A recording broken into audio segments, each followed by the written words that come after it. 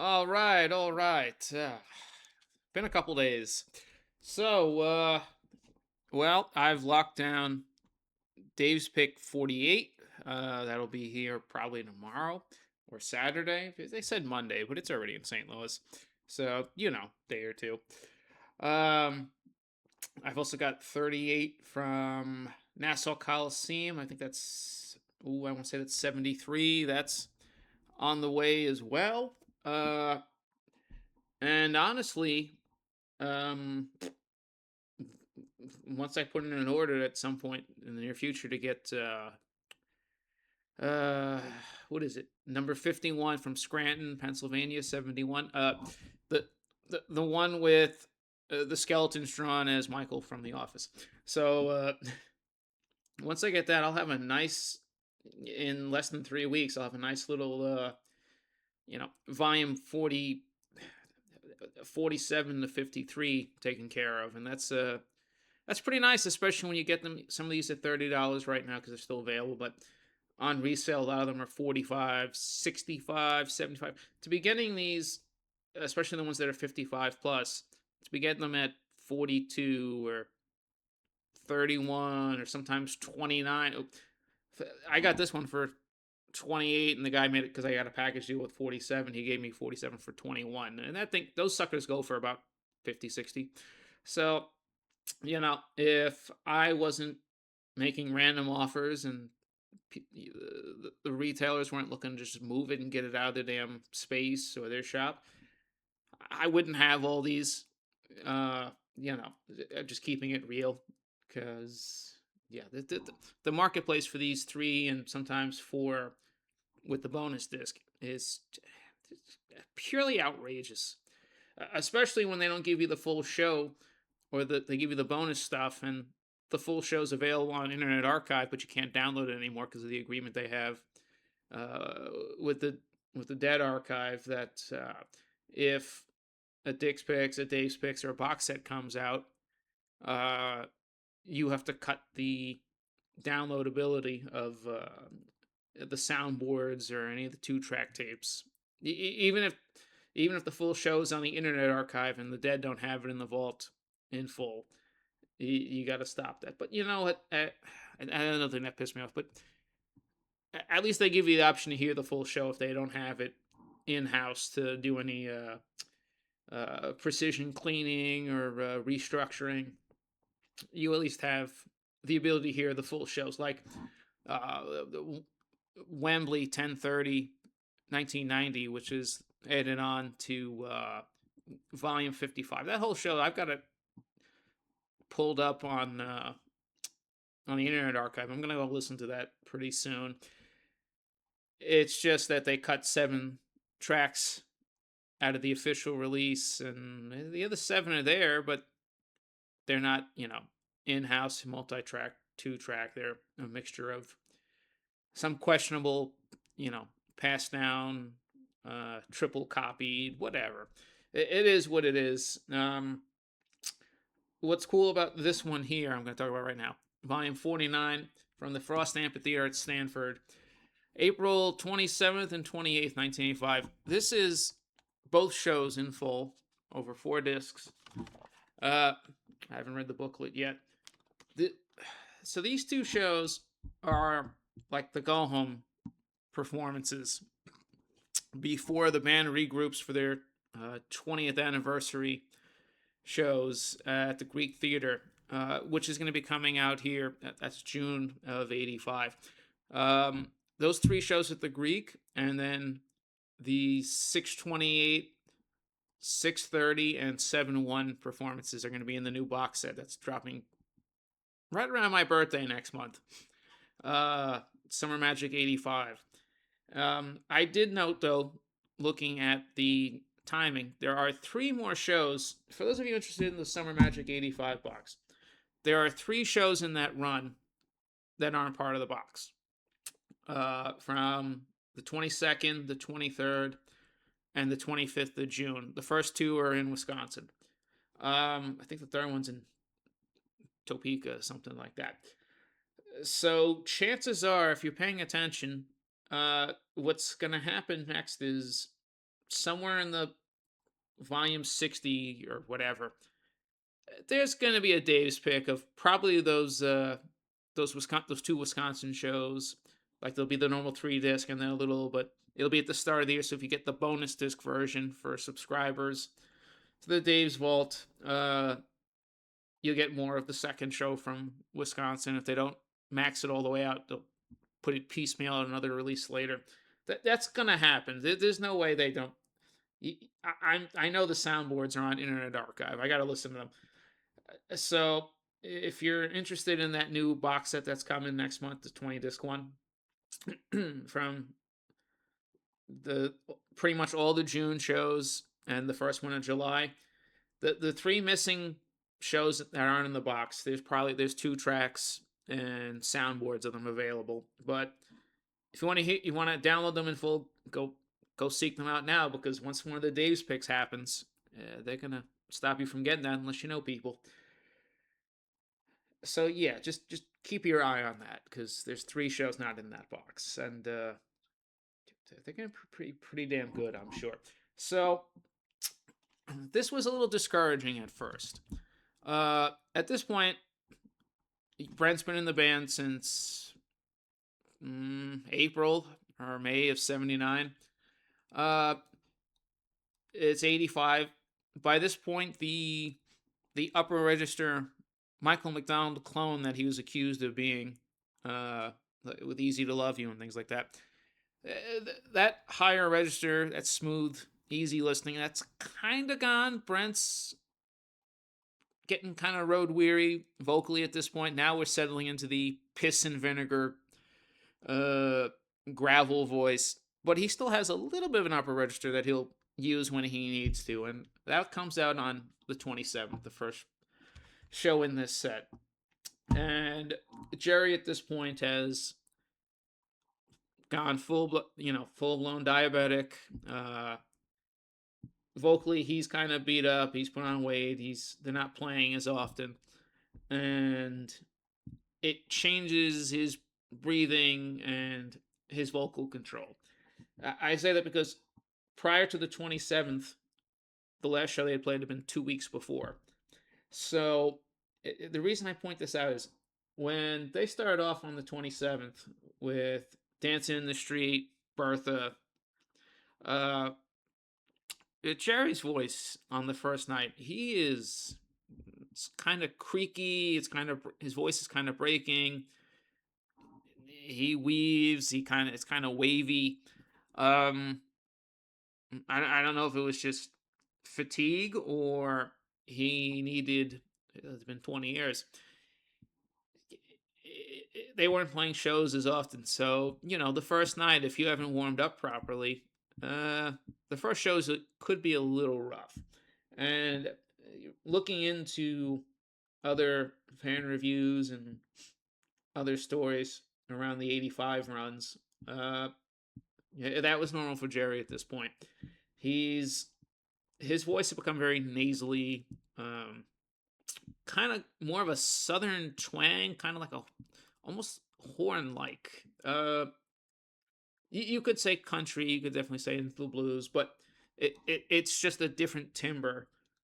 And the first show, you go through set 1 ends with track 9 on disc 1. The music never stopped, which is really interesting because the music never stopped on this. It goes about 8 minutes, and it's like they're playing, instead of Music Never Stopped, it's like they're playing Fire on the Mountain. It's that slowed down jam. So it threw me off because I'm so used to Donna being there and it being the normal blues for Allah speed, 5 minutes, but it's fast paced. Now this is more of a relaxed thing. Jerry is. Bobby comes in, takes over at Little Red Rooster, and Brown Eyed Women. Yeah, My Brother Sal is on here. Ramble on Rose is good. The thing I've noticed is on set 1 for April 27th, Jerry is, again, he's not warmed up. His voice is kind of breaking. He's also singing ahead like a half step ahead or a half beat of the rest of the band. So he's got some discomfort, a little bit of weakness on the vocals, but it's like he's also amped up. He wants to go faster. Think Springsteen doing Badlands on the original Darkness tour, where he's a whole measure ahead of the rest of the band. They're trying to play faster to catch up to him. He Jerry's just a little bit caffeinated, let's say. Caffeinate's probably calling it mildly what it was, but he is just out of the gate trying to go, even though his vocal's not there. And after the first set ends with Music Never Stopped, what's cool is they take a breather after Ram One Rose, and they do a cover of Bob Dylan's "Just Like Tom Thumb's." Yeah, Tom Thumb's Blues. Phil steps up and does the Bob Dylan track because again, Phil's got that more medium range spoken word. You go listen to Box of Rain if you know what I mean. He could do the Bob Dylan delivery pretty much on point without the extra. Well, by that time, 85. Dylan's got that half raspy high voice thing going, but still, Phil Phil shows up a lot during April 27th in the harmonies and the backing vocals, which surprised the hell out of me because it. One thing that stands out on the 27th is how locked in and cohesive the unit was. If Jerry was having a hard time, Bobby and Brent would pretty much take over the harmony vocals to back him or help him. Like Brent wouldn't sing in the full gravel. He would do that a little bit of a octave up, and Bobby would do the barking and the grit, and then Brent would finish the harmony with that piss and vinegar bite at the very end for the choruses. And like on the other one, which is incredible on this, the other one into Black Peter, and around in set two. Sometimes I was like, oh, Jerry sounds weird. And then I realized, oh, that's Phil actually coming through on the mic there. Okay. So they are after the first set and they regroup, they are completely locked in. And it's just this fast paced, barn burning set two. One thing I will say, even though the first set's the pacing's a little off amongst them, when it connects like Cold Rain and Snow, uh, they are on fire. And Jerry, despite his difficulty on the first night, Jerry is playing his fretboard like it's 1977. I mean, that mother, he is dancing all over the fretboard. A lot of the songs, even Ramblin' Rose, even if his voice isn't quite right, his playing almost sounds exactly like it came off of the Europe 72 album. It's got that bounce, it's got that full melody. Mickey and Bill locked in on the different drumming parts. Everything is clicking when Jerry's not half second ahead. You wouldn't think this was 1985. You would think that Jerry suddenly got possessed by the spirit of 76 and 77 on this. It is just note for note, all those great live shows, even Cornell. Jerry's playing like that in 85. He is on it. Vocally, not so much, but playing wise, it takes you back a few years. Set two on April 27th starts with Scarlet Begonias, and of course it starts the jam. But it doesn't. It's not Scarlet Fire for an off change. It's Scarlet Eyes, and Eyes of the World bounces and flexes. And it's that 77 magic in 1985, and it goes into Going Down the Road Feeling Bad. The Bobby led Man Smart. The woman is smarter. For you Simpsons fans, you're going, "Ugh, man, this is getting out of hand." Into drum space, and then Jerry's The Wheel into a very raucous trucking. And then the other one, hats off to the other one, 9.5 minutes to Jerry's Black Peter, around and around. One, Bobby takes over one more Saturday night, and of course he does. And Bobby is going. He's just yelling up a storm, adding so much extra bite and power. Uh, Brent and Phil actually doing a lot of the backing vocals in the chorus because Jerry's voice on, because one more Saturday ends with them repeating the damn title over and over. Jerry's voice is starting to break out, and so you'll hear Phil and Brent more on the backing harmony choruses on the way out. Uh, and honestly, by the end of it, keep your day job. Jerry is he's done. He's trying, but he's done. The playing's incredible, but vocally speaking, Jerry was done. And I got to the end. I said, "Wow, set two was great, but Jerry had a kind of a rough night there. I don't know what's going to happen." So looking ahead to the next night, I see 4 or 5 Jerry ballads on there. So you got Bird Song. Uh, let's see, Crazy Fingers, China Doll, Wharf Rat. Obviously, not Fade Away isn't really a ballad, but Jerry's in a lot of that song. I'm looking at it, I'm thinking, oh, Give Me Some Lovin' starts it. But I'm looking at this and I'm thinking, oh my God, all these Jerry ballads. He didn't sound too good that first night. Is he gonna pull this off? Yeah, he pulls it off all right. April 20th, the next night, is it is definitely in that 77, 76, and 78 wheelhouse. They are just that. This is not like the Santa Fe '83 one I reviewed the other day, where it's more. They're all in tune. They're laid back. They're enjoying it. They're testing it. They're playing new songs. Uh, some drawn out covers as usual into the jams. This is what, for whatever reason, 85. The 81 lineup is playing like it's 77. I should say the 79 lineup is playing like it's 77 and 85, and they're just on a roll, tearing the roof off of the place at this point. Because they have to give me someone to get Mississippi Half Step Uptown Toodaloo. Jerry sounds okay. He's still got that nasally, half congested, twangy, type of horn bugle voice, but his breathing's a lot better. The longer choruses and refrains, he's holding it down. New Minglewood Blues is he just burns the set down almost. Bird Song is incredible.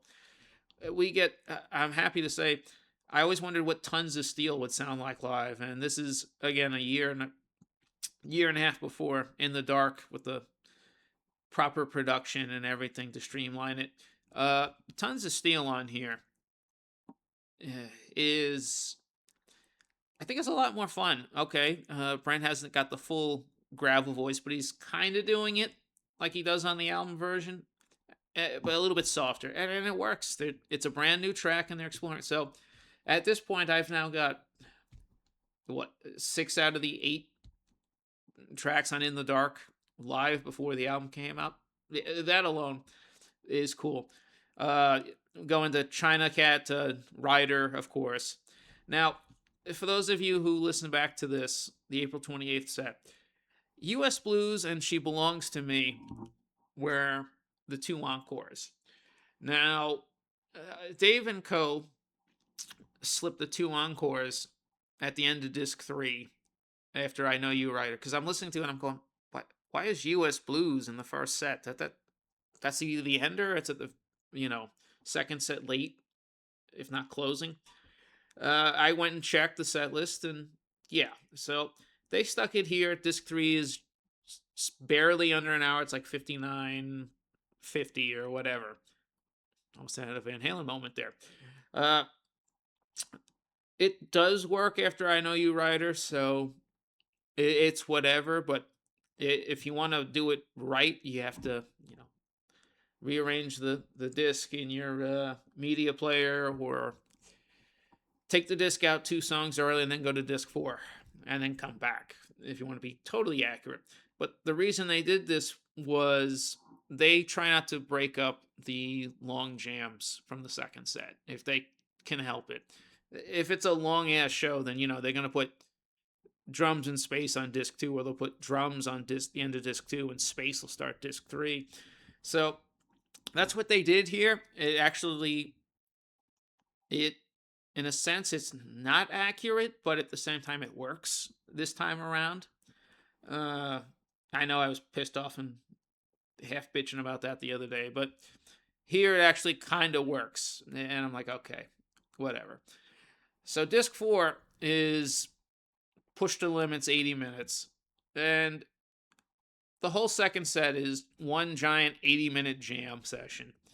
We go with Hell in a Bucket, and Bob's got his now he's established he's going to do the last chorus run with the high falsetto vocals, into Crazy Fingers, into Playing in the Band,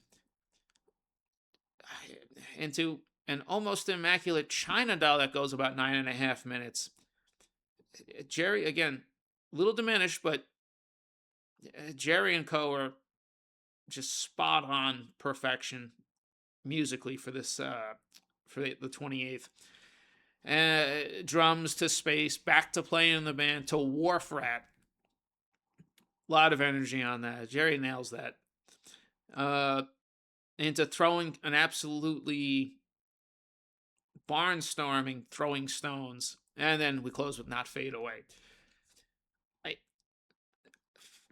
compared to the Santa Fe set, volume 52, and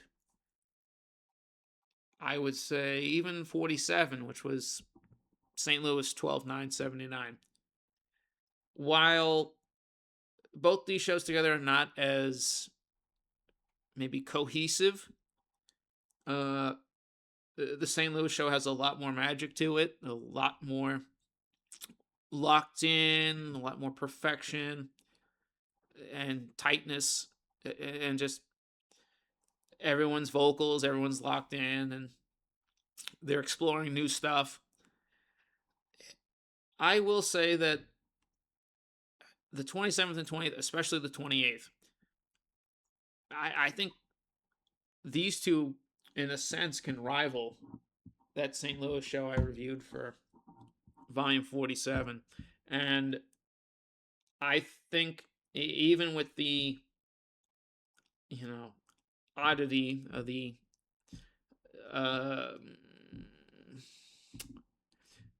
the off pacing of the first set, night one, and even with Jerry's vocal problems, far better than the Santa Fe Downs show. That's volume 52. Much better. And I shouldn't be saying that, but Jerry's licks and Phil providing the support on the bass, Brent's vocals, even on the first night when he's not even into it, he's a little weary, but he's playing up to both cover Jerry's vocals and also match the intensity that Jerry's bringing to the table. There's something so much more locked in, and it gave me that May 77 vibe. And if maybe not all that magical, at least we'll go with April to July 78. It's just on par with that type of run. And it's hard to believe because it's 85, and we're at that point, does anyone know, a year later Jerry would be in the damn coma. And well, his playing once again went back to the early 80s, more relaxed type of stretching out. This got me interested because I was worried the first night, but once I heard the second set and the second show, I was like, okay, I might have to look into that box set now, because it's from that they did 2 months later. Because this is Probably the strongest they've sounded since, well, 77, then 79, early 80. Um, no, it was worth it. I think these shows from Stanford in '85, these are sleepers. If the whole year might be a sleeper, actually, because we talk about 71, 73, 74, 77, 78. 76 is kind of a sleeper year too. There's some good stuff in there, and then not a lot of things covering it besides like the June box set or the other Dave's picks that came in the yesterday is over there, volume 53. Uh, Cincinnati, I think it's October 2nd, 76. So we all go by years. We don't pay much attention to, 85. We look at, we don't really pay that much attention to a larger chunk of 76. 74, of course, Winterland. Those are the big ones. 85 is, to the collectors, is kind of hit and miss. I tell you what, when, even if the first night after a break is rough, once Jerry's set up in '85, he's spectacular. And his vocals, even though they were a problem at first, it took a little adjustment. That's just a product of the time. He'd been doing it 20 years at that point. He put on weight. He's starting to get sick. It is what it is. Brent sounds weary the first night because he's been in there 6 years singing every damn song. It beats up your vocals and you get tired. Never mind the cigarettes, the other habits that would treacherously cut him down 5 years later. Still, if you've not listened to '85 at all as a fan, or you're just starting out, look for the Stanford shows from April '85. If you can't find this now, it might still be available. I think it's sold out. So if you can get a good deal on it, get it. And chances are, much like the December show from '79, someone has long since uploaded the entire 3-hour set or whatever, to YouTube sometime in the last 10 years or so. And I'm sure someone has uploaded this on YouTube if you can't find it on anything. So those are your options. That's my thoughts. I rambled a whole lot. But no, it was just incredible. Even with Garcia letting us down in the first set, and the end of the first night, it's just such a unit, a very well oiled unit, and I love the fact that if Jerry's having a rough time, they can all, quickly regroup and rebound in the moment to cover the vocals and do what they need to do. So that's it on Dave's Picks, Volume 49, Stanford University, April 27th, 28th, 1985. Be back again real soon with another one. See you next time.